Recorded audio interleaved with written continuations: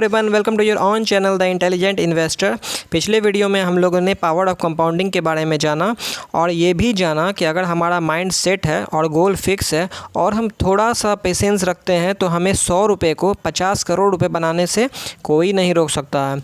अगर अभी तक आप लोगों ने उस वीडियो को नहीं देखा है और चैनल सब्सक्राइब नहीं किया है तो you are really missing out something. तो सबसे पहले आप लोग चैनल सब्सक्राइब करिए और उसके बाद वीडियो रिलेटेड कोई भी क्वेरी और क्वेश्चन या सजेशन कुछ भी होता है तो आप लोग प्लीज़ उसको कमेंट बॉक्स में डालिए और एक दूसरे से शेयर करिए। We will definitely consider. तो चलिए दोस्तों, आज हम लोग बात करते हैं अपने देश भारत को सशक्त और आत्मनिर्भर बनाने के बारे में। हमारे मौजूदा प्रधानमंत्री श्री नरेंद्र मोदी जी इंडिया को आत्मनिर्भर यानी कि सेल्फ इंडिपेंडेंट बनाना चाहते हैं, जो कि बहुत अच्छा कदम है। जो कि मेरा मानना है कि इंडिया की सबसे बड़ी समस्या अनएम्प्लॉयमेंट, बेरोजगारी और कोरोना के कारण आई आर्थिक संकट को दूर करने के लिए काफ़ी हद तक मदद करने वाली है। तो चलिए दोस्तों, आज हम लोग इसी से रिलेटेड एक आर्टिकल पढ़ते हैं जो और उसको समझने की कोशिश करते हैं। अभी जो हम आत्मनिर्भर भारत को मद्देनज़र रखते हुए जो बाइकॉट चाइना का अभियान चला रहे हैं, ये उसी आर्टिकल से रिलेटेड है। तो सीधे हम लोग अपना टाइम बिना लॉस्ट किए हुए उस आर्टिकल की तरफ चलते हैं। इस आर्टिकल में है, सिर्फ 327 प्रोडक्ट का आयात बंद करके 70% चाइनीज़ इंपोर्ट कम कर सकती है भारत। RIS के मुताबिक भारत ने वर्ष 2018 में चीन के कुल $90 बिलियन से अधिक का सामान आयात किया, जिसमें 66.6 बिलियन डॉलर का आयात इन 327 प्रोडक्ट का था। पिछले एक दशक में मोबाइल फ़ोन, टेलीफोन सेट और उससे जुड़े उपकरणों से लेकर कई अन्य इलेक्ट्रॉनिक आइटम के लिए भारत की निर्भरता चीन पर काफ़ी हद तक बढ़ गई थी। भारत का चीन से आयात लगातार बढ़ता जा रहा है, जबकि निर्यात बेहद कम है। ऐसे में RIS जो research and information system for developing countries RIS जो है, उसने एक स्टडी की जिसमें कहा गया कि अगर भारत ऐसे 327 प्रोडक्ट के आयात के लिए कोई दूसरा विकल्प ढूंढ ले तो चीन से हमारी निर्भरता 75% कम हो सकती है। तो अगर 327 प्रोडक्ट का लिस्ट वो बनाया है RIS, जो अगर हम लोग अपने खुद बना लेते हैं या फिर दूसरे कंट्री से इंपोर्ट करते हैं तो चाइना से जो मेरा डिपेंडेंसी है, जो हम लोग चाइना से मजबूर होकर सामान मंगाते हैं, उसको हम लोग कम कर सकते हैं। अब 2020 का डाटा अगर देखें तो 2020 में नहीं बढ़ा आयात। भारत के वाणिज्य व उद्योग मंत्रालय के आंकड़े के अनुसार भारत ने इस साल जून में चीन से सिर्फ $3.32 अरब का आयात किया, जो कि पिछले साल जून के मुकाबले 43.73% कम है। तो ईयर ऑन ईयर जो है, ये हम लोग का जो भी हम सामान उन लोग से मंगा रहे थे तो वो जो है 43.73% जो है वो कम हो गया है। वाणिज्य मंत्रालय की तरफ से अभी जुलाई का आंकड़ा जारी नहीं किया गया है। अगर जुलाई महीने के लिए ग्लोबल टाइम्स के $5.6 अरब की आयात को सही मान लेते हैं तो भी यह पिछले साल के जुलाई के आयात से काफ़ी कम है। भारत के वाणिज्य मंत्रालय के मुताबिक पिछले साल जुलाई में भारत ने चीन से $6.18 अरब का आयात किया था। तो कोरोना के कारण भी कुछ घटा है और कुछ जो हम लोग के माननीय प्रधानमंत्री श्री नरेंद्र मोदी जी जो आत्मनिर्भर भारत अभियान चला रहे हैं, उससे भी जो है बहुत हद तक उसमें कमी आई है। तो चलिए दोस्तों, अब हम लोग ये समझने की कोशिश करते हैं कि भारत का आत्मनिर्भर बनने के क्रम में किस सेक्टर को और किस स्टॉक को सबसे ज़्यादा फ़ायदा मिलेगा, डायरेक्ट फ़ायदा मिलेगा। तो हम लोग यहाँ पे देखिए, पिछले आर्टिकल में अभी पढ़े थे ना कि मोबाइल फ़ोन और टेक्नोलॉजी सेट, मतलब क्या हुआ कि जो मोबाइल इंडस्ट्री से जुड़ी हुई है और टेलीफोन सेट से जुड़ी हुई है, जो IT से जुड़ी हुई है, वो सब कंपनी को डायरेक्ट बेनिफिट होने वाला है। तो इस कंपनी का सबसे पहला और इकलौता मोनोपोली वाला बिजनेस रखने वाला जो कंपनी है वो है एप्पल इंडिया।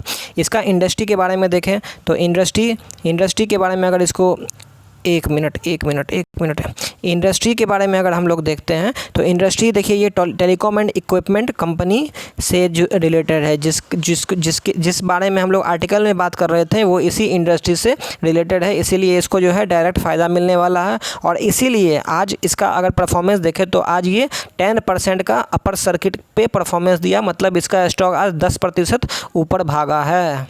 मार्केट कैपिटलाइजेशन से बात करें तो ये एक स्मॉल कैप कंपनी है जिसका मार्केट कैपिटल जो है 5165.44 करोड़ रुपया है इसका मार्केट कैपिटल। पीई की बात करें, प्राइस टू इंडस्ट्री रेशियो की बात करें तो प्राइस रेशियो की बात करें तो पीई की बात करें तो 71.75% है। और इंडस्ट्री की पीई कितना है? इंडस्ट्री की पीई 46.55। तो इंडस्ट्री से आपको प्रीमियम वैल्यूएशन पे मिल रहा है।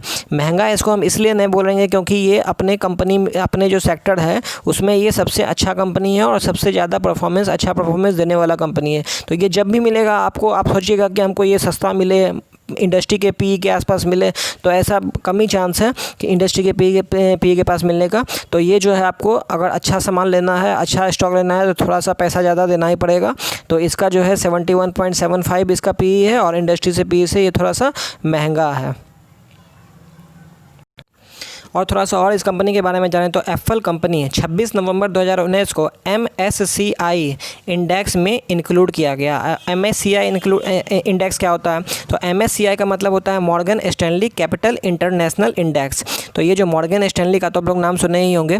तो ये जो दिग्गज कंपनी है इसके इंडेक्स में इस कंपनी को शामिल कर लिया गया। तो ये जो कंपनी है ये एरू कंपनी को ये अपने लिस्ट में इंडेक्स में जगह नहीं देती है। जो अच्छा कंपनी होता है, जिस कंपनी वैसे कंपनी को ही इंक्लूड किया जाता है जो MSCI को लगता है कि वे फ्यूचर में जाके धांसू परफॉर्मेंस देने वाले हैं, तो उसी सब कंपनी को जो है ये MSCI इंडेक्स में शामिल करते हैं। अब कंपनी के बारे में थोड़ा सा और जानें तो Apple is a global technology company who works mainly in mobile advertising. Apple is a global technology company who works in mainly on mobile advertising. तो आजकल हम लोग एडवर्टाइजमेंट सबसे ज़्यादा कहाँ देखते हैं? अखबार में देखते हैं। अखबार में देखते हैं क्या? नहीं ना, मैगजीन में देखते हैं। मैगजीन तो आजकल कोई पढ़ता नहीं है। टीवी में देखते हैं, ठीक है, टीवी में थोड़ा मोड़ा देखते हैं, लेकिन सबसे ज़्यादा हम लोग कहाँ देखते हैं? सबसे ज़्यादा हम लोग अपने मोबाइल में देखते हैं। जो हम लोग अपने जिस मोबाइल को हम लोग 24 घंटा अपने हाथ में रखते हैं, सबसे ज़्यादा एडवर्टाइजमेंट हम लोग चाहे या ना चाहें सबसे ज़्यादा हम लोग उसी में देखते हैं। तो एप्पल कंपनी क्या है कि एक बार जो मान लीजिए इसको प्रॉफिट कैसे होता है, एक बार ये सॉफ्टवेयर बना लिया, अब उसी सॉफ्टवेयर से ये सालों का सालों कमा रहा है। तो बिज़नेस कैसा है? तो बिज़नेस में क्या है कि खर्चा कम है। एक बार सॉफ्टवेयर बनाने में खर्चा लगा, वन टाइम इन्वेस्टमेंट है और प्रॉफिट क्या है? अनलिमिटेड आते जा रहा है। तो मैं यही बार बार कहना चाहता हूँ कि हम लोग को ऐसे स्टॉक खरीदना है जिसका वैसा स्टॉक खरीदना है, वैसा बिजनेस खरीदना है जो आगे आने वाले समय के दौरान एकदम दौड़ने वाली है, चलने वाली है। तो चलिए आज हम लोग कंपनी के बारे में थोड़ा सा और फंडामेंटल जानते हैं। तो फंडामेंटल में इसका देखें तो आज तो जान ही रहे हैं, आज अपर सर्किट इसमें लग गया। उसके बाद अगर ROE के बारे में बात करें तो ROE जो है मेरे को 15% पसंद है। इसका ROE कितना है? 19.92, ऑलमोस्ट 20%। लेकिन पिछले क्वार्टर से घटा है, ठीक है, लेकिन घटा है, लेकिन फिर भी 15% से 15 से ये ज़्यादा है। उसके बाद रिटर्न ऑन कैपिटल ROE की बात करें तो ROE 26.39 है, जो पिछले क्वार्टर से घटा है। अब वो कोरोना के कारण घटा हो या जिस कारण से घटा हो, लेकिन पिछले क्वार्टर से घटा है, लेकिन फिर भी घटने के बाद भी ये 15 से ज़्यादा है, जो कि अच्छा है। ROA के बारे में बात करें तो वो 17 था, अब 13 हो गया। तो ये थोड़ा सा जो है सो है वो आप लोग के सामने है। डेब्ट टू इक्विटी की बात करें तो डेब्ट फ्री कंपनी है, कर्ज मुक्त कंपनी है। मैं हमेशा बोलता हूँ कि हमको वही कंपनी में इन्वेस्ट करना चाहिए जो डेब्ट फ्री हो। उसके बाद एसेट टर्नओवर रेशियो के बारे में बात करें तो 72.23 है। अगर ये जितना ज़्यादा होता है उतना अच्छा होता है। पिछले क्वार्टर के तुलना में घटा है, लेकिन इसका ऑलमोस्ट परफॉर्मेंस देखा जाए तो अच्छा है। करंट रेशियो के बारे में बात करें तो 2 है। मैंने बताया है कि करंट रेशियो कितना होना चाहिए? 1.5 से 2 के बीच में होना चाहिए। तो हम लोग इसको बेस्ट ऑफ बेस्ट मानते हैं और इसका कितना है? 2 है। मतलब करंट रेशियो के रैंक में ही कहाँ पे जाता है? एकदम सटीक बैठता है। अब 8 तारीख को इसका रिजल्ट आया था, कंपनी का जो रिजल्ट पोस्ट किया था, क्वार्टरली रिजल्ट, इसके बारे में थोड़ा सा देख लेते हैं। तो देखिए एप्पल इंडस्ट्रीज़ का रिजल्ट जो आया था उसको देखते हैं। तो टोटल इनकम क्या हो रहा है कि मार्च क्वार्टर से अगर देखा जाए तो 834 था, वो बढ़ के कितना हो गया है? 922.30। और ये जितना भी आपको नंबर दिख रहा है, जितना भी नंबर आप लोग को दिख रहा है ये मिलियन में है। तो ये देखिए 834 से बढ़ के कितना हो गया है? 922। ये हो गया है क्वार्टर बढ़ा है। और ईयर ऑन ईयर की बात करें तो ईयर ऑन 748 से बढ़ के कितना हो गया है? 922। तो इनकम में तो ज़बरदस्त जंप हुआ है। उसके बाद प्रॉफिट बिफोर टैक्स के बारे में बात करें तो प्रॉफिट बिफोर टैक्स भी देखिए 181 से 201 हो गया है। और अगर क्वार्टर टू क्वार्टर और ईयर टू ईयर बात करें तो वो 163 से कितना हो गया है, 201। उसके बाद net profit for the period के बारे में बात करें तो वो भी 152 से कितना हो गया है, 187। और अगर ईयर और ईयर बात करें तो 131 से कितना हो गया, 187। उसके बाद अगर मान लीजिए EPS की बात करें तो EPS भी देखिए 6.10 से बढ़ के कितना आया है, 7.36। और जो कि क्वार्टर ऑन क्वार्टर तो बढ़ा ही है और ईयर ऑन ईयर भी इम्प्रूवमेंट हुआ है। और उसके बाद अगर टोटल इनकम के बारे में बात करें तो टोटल इनकम भी 473 था लास्ट क्वार्टर में, जो कि 470 जो कि घटा है थोड़ा सा। और उसी तरह नेट प्रॉफिट है। और फिर तो ओवरऑल रिजल्ट इसका देखा जाए तो रिजल्ट इसका बहुत अच्छा है, जिसके कारण आज अपर सर्किट भी 10% का लगा। अब उसके बाद आज का परफॉर्मेंस देख लेते हैं। तो आज का परफॉर्मेंस तो आप लोग जान ही रहे हैं कि 10% का सर्किट लग गया, सेक्टर 3.45% भागा था और सेंसेक्स 0 पॉइंट फ्लैट था। और उसके बाद फिर अगर उसके बाद एक महीना का बात करें तो 1 मंथ का बात करें तो 1 मंथ में 13.82% का शानदार प्रॉफिट दिया है। सेक्टर है 0 और सेंसेक्स है 4.34%। उसके बाद अगर एक साल का बात करें तो एक साल में ज़बरदस्त प्रॉफिट दिया है 140% का। 1 लाख को बनाया है 2,40,000 रुपया विद इन 1 ईयर। सेक्टर जो है वो -7.46% है और सेंसेक्स जहाँ पे था वहीं पे वो खड़ा है। रिटर्न एनालिसिस का बात करते हैं। रिटर्न एनालिसिस देखिए हर दिन में बोलेंगे, मतलब 1 डे का देखें, 1 वीक का देखें, 1 मंथ का देखें, 3 मंथ का देखें, 6 मंथ का देखें, YTD ईयर टिल डेट का देखें या 1 साल का देखें। तो अपने जिस तरह से भी इसको आप देखिएगा, ये हर समय जो है ये अपना ग्रीन परफॉर्मेंस ही दिया है। ग्रीन परफॉर्मेंस बोलने का मतलब है कि एक दिन में भी देखिएगा तो 10% का है रिटर्न है, एक सप्ताह में अगर देखिएगा तो 14% का रिटर्न है, एक महीना का बात करिएगा तो 13% का रिटर्न है, 3 महीना का बात करिएगा तो 51% का। मतलब इस स्टॉक को आदमी पिछले 1 साल के में जब भी लिया है तो इसको हर महीने देखा जाए, हर दिन देखा जाए तो इसको रिटर्न में मिला ही है। हर दिन तो नहीं देखा जाएगा, हर दिन के ऊपर नीचे तो होते रहता है, लेकिन अगर ओवरऑल देखा जाए तो ये विद इन पूरे साल में जो है ये ग्रोथ अपना कंटिन्यू रखा है, जो कि रिटर्न 140% के आसपास है, जो हम लोग ने अभी पहले देखा था। थोड़ा सा टेक्निकल चार्ट पे देख लेते हैं। तो ब्लैक लाइन जो है वो 20 डे मूविंग एवरेज है, ब्लू लाइन जो है वो 100 डे मूविंग एवरेज है और ग्रीन लाइन जो है वो 200 मूविंग डे एवरेज है। तो अगर ये देखें हम लोग तो ये जो है अपना जो मूवमेंट है ये 20 डे मूविंग एवरेज को पकड़ के ये चलता है, मतलब 20 डे मूविंग एवरेज के सपोर्ट पे चलता है। क्योंकि आदमी इसको बुलिश से ख़रीदने के लिए नीचे जैसे आता है लोग इसमें अपना बाइंग शुरू कर देता है और प्राइस फिर ऊपर चला जाता है। तो अगर आप लोग को लेना है तो 1755 1775 के आसपास अगर ये आता है, मैं नहीं बोलूँगा फ्रेश इन्वेस्टमेंट करने के लिए, लेकिन अगर इस प्राइस पे आता है, इस प्राइस रेंज में आता है तो हम लोग इसको बाइंग करने के लिए फ्यूचर के लिए कंसीडर कर सकते हैं, क्योंकि इसका बिजनेस मॉडल बहुत अच्छा है।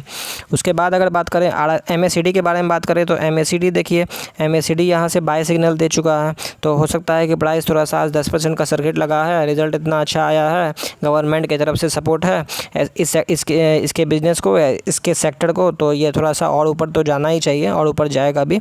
तो ये हो सकता है कि कल 2%, 4%, 5% थोड़ा सा और अप रहे। तो MACD यहाँ से जो है इसको MACD क्या बोल रहा है, MACD यहाँ से बाय सिग्नल दे रहा है। MACD क्या होता है ये सब के बारे में हम लोग अलग से सेपरेट वीडियो बनाएंगे ताकि आप लोग को समझने में आसानी होगा। जल्द ही जल्द हम सारे इंडिकेटर से RSI हुआ, मूविंग एवरेज क्या होता है, MACD क्या होता है, VWAP क्या होता है, ये सब पे हम वीडियो आप लोग को बना के देंगे ताकि आप लोग को किसी तरह का कोई कन्फ्यूज़न टेक्निकल चार्ट को लेके नहीं रहे। बाद अगर RSI का बात करें तो RSI का देखिए इसमें इंटरेस्टिंग बात ये है कि ये हमेशा जो है 40 के ऊपर ही रहा है। अगर जब से ये लिस्टेड हुआ है तब से अगर बात करें, देखिए यहाँ से लिस्टेड हुआ है तब से बात करें तो ये कभी भी जो है ये 40 के नीचे नहीं आया है तो फिर यहाँ से भाग गया, आया है तो इसके पास यहाँ से भाग गया, आया है तो यहाँ से भाग गया। और ये जो कुआँ आप देख रहे हैं जिसमें लाल पानी भरा हुआ है, तो ये जो कुआँ बना है ये कोरोना के कारण बना है, क्योंकि कोरोना में किसी को कुछ पता नहीं था, ताबड़तोड़ स्टॉक मार्केट से लोग अपना पैसा निकाल के कैश इन हैंड कर रहा था। तो चाहे एप्पल हो या एप्पल हो, सब स्टॉक से पैसा निकला और ये जो आप देख रहे हैं प्राइस जो नीचे आया था ये उसी के कारण ये आया था। अब उसके बाद बॉलिंजर बैंड के बारे में बात करें तो बॉलिंजर बैंड में हम लोग देख रहे हैं कि ये अपने अपर डेविएशन से ऊपर चला गया है, मतलब अपर डेविएशन को छोड़ के ये आसमान में भी चला गया है। मतलब ये समझ लीजिए एक तरह से ओवरबॉट हो गया है। लोग इसको जिस दाम पे मिल रहा है वहाँ से इसको ख़रीदने के लिए तैयार हैं। तो मैं इसको अभी फ्रेश पोजीशन बनाने के लिए तो मैं तो अभी नहीं करूँगा। इंट्राडे आप लोगों को करना है तो करना कल, लेकिन मैं मतलब होल्डिंग के लिए मैं अगर आपसे बोलूँ लॉन्ग टर्म इन्वेस्टमेंट के लिए, तो लॉन्ग टर्म इन्वेस्टमेंट के लिए अगर देखो तो अगर ये 2000 में मिल रहा है तो 2000 में भी सस्ता है, क्योंकि ये 2300 रुपये का स्टॉक है, आपको डिस्काउंट पे 2000 रुपये में मिल रहा है। तो अगर आप एज ए बिजनेस के बारे में बात करेंगे तो आपको एकदम 2000 में भी आप ले सकते हैं इसको। लेकिन अगर थोड़ा सा आप कंजर्वेटिव इन्वेस्टर हैं तो थोड़ा सा वेट कर सकते हैं, जो कि अगर ये मीडियम प्राइस बैंड पे आता है 1745 या 1800 के आसपास आता है तो आप इसमें अपना पोजीशन जो है बना सकते हैं। 1800 के आसपास आप अपना इसमें पोजीशन धीरे धीरे करके बनाइए। लास्ट ट्रेडिंग सेशन के बारे में बात करें तो देखिए लास्ट ट्रेडिंग सेशन में जो है टोटल नंबर ऑफ़ शेयर्स 141,151 इतना टोटल ट्रेडेड हुआ है और डिलीवरी हुआ है 60%। 60% आदमी जो है इसको लेके घर चला गया है। अब समझिए इसका प्राइस क्यों नहीं ऊपर जाएगा और इसमें आदमी कितना बुलिश है। इसलिए बुलिश है क्योंकि कंपनी का बिज़नेस मॉडल अच्छा है, कंपनी का फ्यूचर स्कोप अच्छा है, लोग मोबाइल यूज़ करता है, सारा प्रचार मोबाइल में देखता है, तो लोग जाएगा तो कहाँ, लोग को तो इस्तेमाल करना ही पड़ेगा। एक तरह से देखा जाए तो मोनोपोली बिज़नेस है, तो मोनोपोली बिज़नेस में एडवांटेज हर कंडीशन पे मिलना ही मिलना है। So that's all from my self. दोस्तों आप लोगों ने अगर इस चैनल को अब तक सब्सक्राइब नहीं किया है तो प्लीज़ जाके सब्सक्राइब करिए। देखिए ये चैनल एकदम नया है, फ्रेश है और इसमें हम लोग एकदम जेन्युइन इन्फॉर्मेशन, एकदम सटीक इन्फॉर्मेशन, एकदम रिटेलर लोग के लिए ही समझिए हम ये चैनल बनाए हैं, ताकि हम देखते रहते थे हमेशा वो लोग जहाँ तहाँ इन्वेस्टमेंट कर देते थे, आइडिया में ले लेते थे, आलोक इंडस्ट्री ले लेते थे, क्यों ले लेते थे ये भी पता नहीं होता था। ताकि तो हम लोग इसलिए इस चैनल इसलिए बनाए ताकि आप लोगों को थोड़ा सा सही स्टॉक के बारे में जेन्युइन इन्फॉर्मेशन मिल सके। तो that's all from my self. Please आप लोग चैनल को लाइक करिए, सब्सक्राइब करिए, ताकि लाइक करिए और एक साइड में बेल आइकॉन होता है उसको तो आप लोग ज़रूर से प्रेस करिए, ताकि स्टॉक से रिलेटेड सारा इन्फॉर्मेशन आप लोगों को एकदम सबसे पहले और सही इन्फॉर्मेशन, एकदम जेन्युइन इन्फॉर्मेशन, प्रॉफिटेबल इन्फॉर्मेशन आप लोग को मिल सके। So thank you very much, bye bye.